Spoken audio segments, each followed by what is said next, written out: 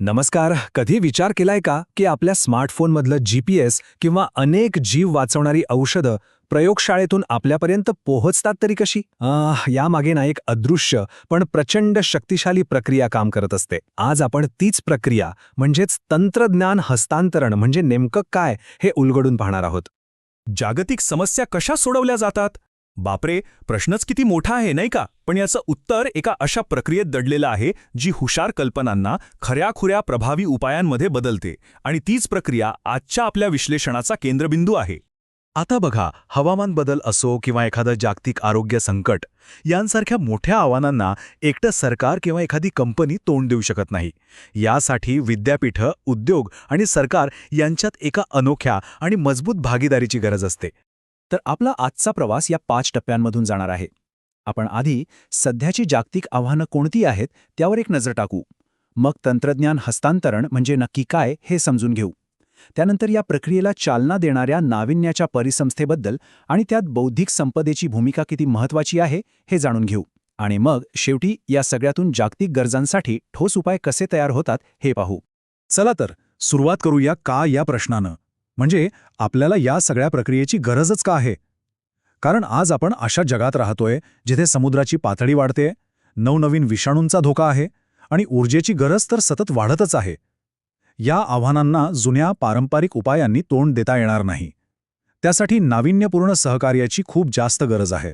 मग ह्या आव्हानांवर मात करण्यासाठी एखादी कल्पना प्रत्यक्षात कशी येते? या प्रवासाला म्हणजे कल्पनेपासून ते तिच्या परिणामापर्यंतच्या संपूर्ण प्रवासाला एक नाव आहे, तंत्रज्ञान हस्तांतरण. चला, ही संकल्पना नेमकी काय आहे हे जरा खोलात जाऊन समजून घेऊया. अगदी सोप्या भाषेत सांगायचं झालं तर तंत्रज्ञान हस्तांतरण म्हणजे ज्ञानाचा एक पूल आहे. हा पूल विद्यापीठांच्या प्रयोगशाळा आणि संशोधन संस्थांना थेट बाजारपेठीशी आणि समाजाशी जोडतो. आणि या पुलावरून फक्त कागदावरचं संशोधन नाही तर प्रत्यक्ष वापरता येईल असं ज्ञान आणि तंत्रज्ञान पुढे जातं. आणि हे लक्षात घ्या की हे हस्तांतरण म्हणजे फक्त एखादा फॉर्म्युला किंवा डिझाईन पाठवणं नाहीये.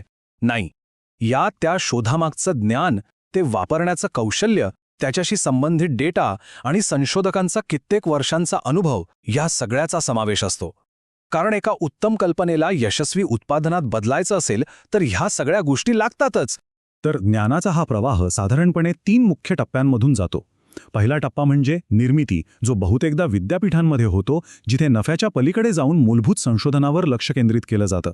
दुसरा टप्पा आहे हस्तांतरण, जिथे बौद्धिक संपदेचं संरक्षण करून ती कल्पना पुढच्या प्रवासासाठी तयार होते. आणि तिसरा, सगळ्यात महत्त्वाचा टप्पा म्हणजे अंमलबजावणी, जिथे उद्योग त्या कल्पनेला मोठ्या प्रमाणात तयार करून लोकांपर्यंत पोहोचवतात.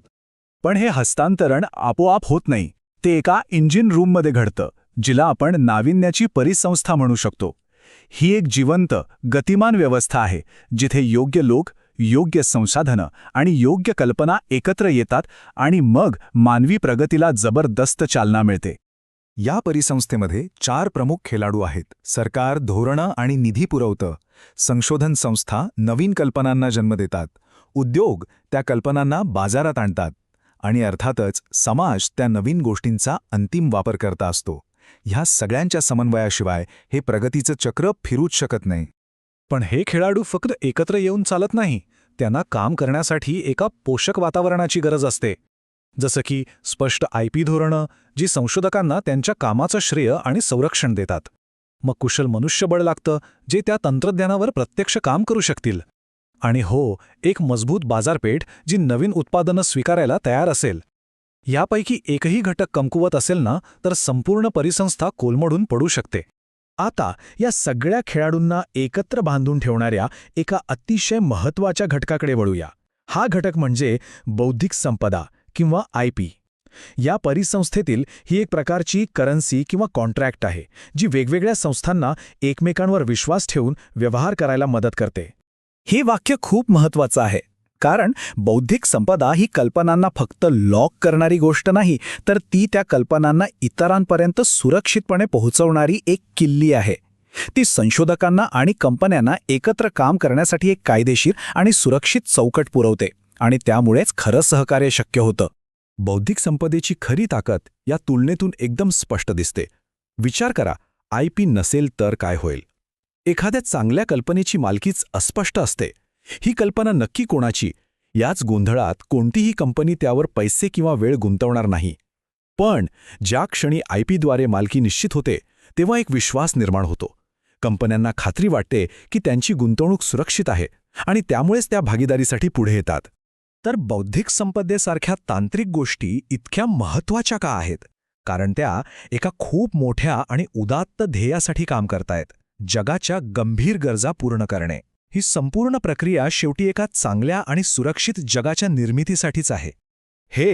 अगदी हेच तंत्रज्ञान हस्तांतरणाचं अंतिम ध्येय आहे. एखाद्या प्रयोगशाळेत तयार झालेली कॅन्सरवरची नवीन उपचार पद्धती किंवा स्वच्छ ऊर्जेचं तंत्रज्ञान जगाच्या कानाकोपऱ्यात पोहोचवणं. आपण सुरुवातीला जो प्रश्न विचारला होता ना, जागतिक समस्या कशा सोडवल्या जातात, हेच त्याचं खरं आणि व्यावहारिक उत्तर आहे. आणि या जागतिक सहकार्याला चालना देण्यासाठी WIPO म्हणजेच जागतिक बौद्धिक संपदा संघटना यांसारख्या संस्था खूप महत्त्वाची भूमिका बजावतात.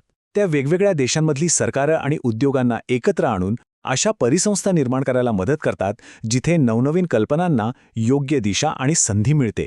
आणि शेवटी ह्या सगळ्याचं सार यातच आहे. तंत्रज्ञान हस्तांतरण हे फक्त पेटंट्स किंवा करारांपुरतं मर्यादित नाहीये. हे एक असं जग निर्माण करण्याबद्दल आहे जिथे मानवी बुद्धिमत्ता आणि सहकार्य एकत्र येऊन अशक्य वाटणारी आव्हानं पेलतात. एक असं जग ज्यात आपल्या सगळ्यांना राहायला आवडेल. तर आता आपल्याला या शक्तिशाली प्रक्रियेबद्दल बरीच माहिती मिळाली आहे. मग आता एक प्रश्न उरतो. या रचनेचा वापर करून आपण पुढचं कोणतं मोठं आव्हान स्वीकारायला पाहिजे? सगळ्यांसाठी स्वच्छ पाणी, वाढती गरिबी की मानसिक आरोग्याची समस्या? यावर विचार करायला हरकत नाही.